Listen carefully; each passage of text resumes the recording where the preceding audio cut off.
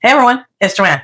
So this is the Itsonestep 100-foot lightweight garden hose. I received this product from the brand for review, and I am sharing my honest opinion so you can decide if this is the right purchase for you.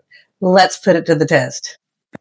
So one of the first things we noticed is how light and flexible this hose is. It's only 5.5 pounds, and it comes with a spray nozzle that has different functions for spray. Now, the durable metal fittings are leak-resistant construction, and it comes with extra washers to help ensure that tight seal. So another huge win is the kink-resistant design. You don't have to stop water because the hose twists upon itself. The spray nozzle, different functions, from gentle misting for like your delicate plants, or stronger sprays for cleaning the patios or rinsing off the muddy paws. So overall, this hose combines durability. It's lightweight and convenient. It has strong water pressure.